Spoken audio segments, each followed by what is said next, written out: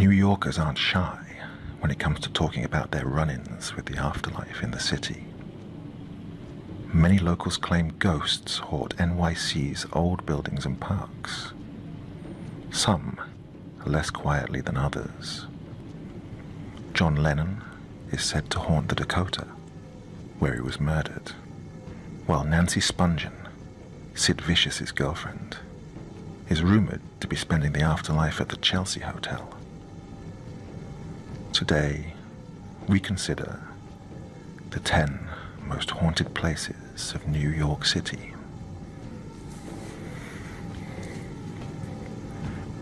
The Morris Jumel Mansion. One of the oldest houses in Manhattan, this stately Georgian mansion in Washington Heights was built by Roger Morris, a colonel in the British Army, in 1765.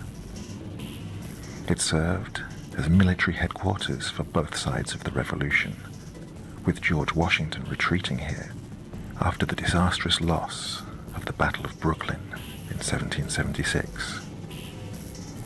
In 1810, the house was bought by Stephen Jumel and his wife Eliza. After his suspicious death, she remarried in 1832 to Aaron Burr, the former vice president and the killer of Alexander Hamilton. Since the 1960s, rumors of the supernatural have persisted when a group of schoolchildren allegedly saw the ghostly visage of Eliza Jumel, who told them to quiet down before gliding away. The Dakota Building. The Dakota is renowned for its scene-stealing role in Roman Polanski's 1968 horror classic, Rosemary's Baby, and as the site of John Lennon's assassination. However, this legendary Central Park West building has a long history of supernatural encounters in its own right. Over the years, workers and residents have reported seeing a friendly little girl dressed in turn-of-the-century clothing, an adult with the face of a small boy, and even the ghost of Lennon himself.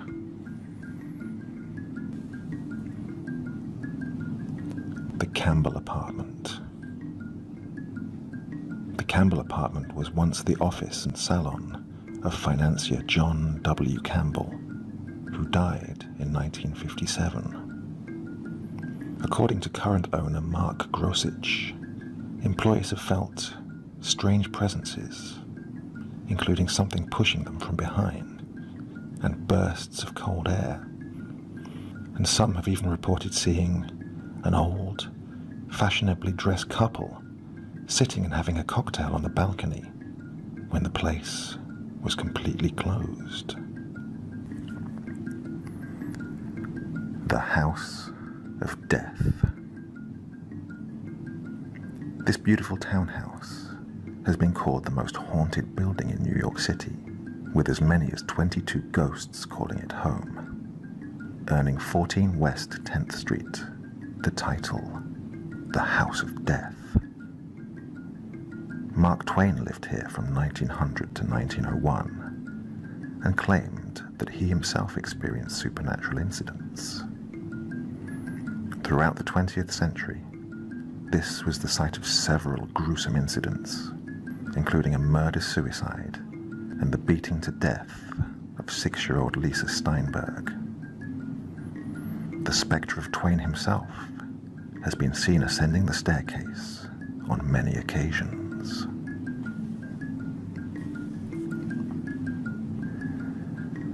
St. Mark's Church in the Bowery.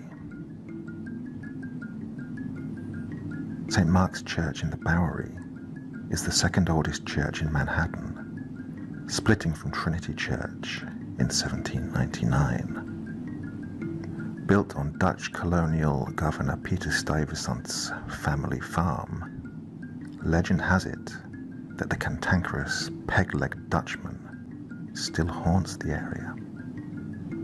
He has been known to harass clergymen and parishioners, ring the bells, and loudly interrupt services by stomping around and singing Calvinist hymns in Dutch. Apparently, English Episcopal hymns simply don't agree with him. The Merchant's House. While some haunted houses might try to lose their notorious reputations, the East Village's Merchant's House Museum does not.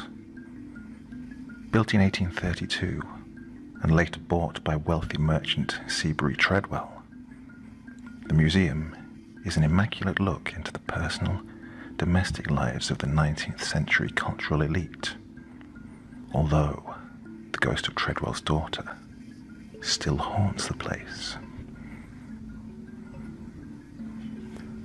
The Manhattan Well. In the winter of 1800, the body of a young woman named Julielma Sands was found at the bottom of the Manhattan Well at what is now 129 Spring Street.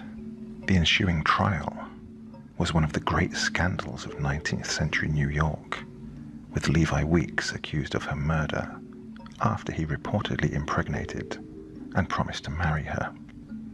Weeks retained the city's top attorneys and was acquitted, despite growing public outrage. In 1817, the Manhattan Well was filled in and built over, but it was rediscovered in 1980 and has since become a notorious destination for paranormal enthusiasts, claiming that the ghost of Julielma Sands still haunts the area.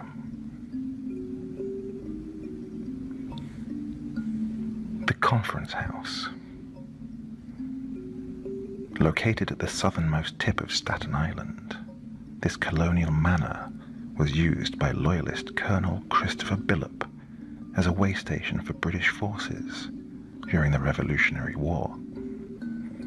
It also hosted the unsuccessful Staten Island Peace Conference on September 11th, 1776, with Benjamin Franklin, John Adams, and Edward Rutledge in attendance. In 1779, Billop suspected a 15-year-old serving girl of spying for the rebels and allegedly killed her by throwing her down a flight of stairs. Supposedly, her ghost can still be heard screaming today. What's more, the area was also used as a Lenape Indian burial ground for thousands of years before European contact. The Lefferts Laidlaw House. In Wallabout, an 1840 Greek Revival home, a stone's throw away from the Brooklyn Navy Yard, there may be a sinister secret. One December evening, in 1878, resident Edward F. Smith reported hearing a knock at his door, but when he went to answer, there was no one to be found. The knocking persisted, while the back doors and windows were violently rattled and banged. The unseen tormentor continued harassing Smith until he called the police. While the cops staked the area out, someone, or something, hurled a brick through the dining room window, despite the fact that multiple officers were standing right outside. 85 West 3rd Street. Now part of New York University's Furman Hall, 85 West 3rd Street was once occupied by Edgar Allan Poe for 8 months in 1844 and 1845. This was when he wrote his classic story, The Cask of Amontillado, and at least part of The Raven. Nowadays, the only part of the original residence that remains is the banister, and Poe's ghost has been seen climbing it by spooked law students.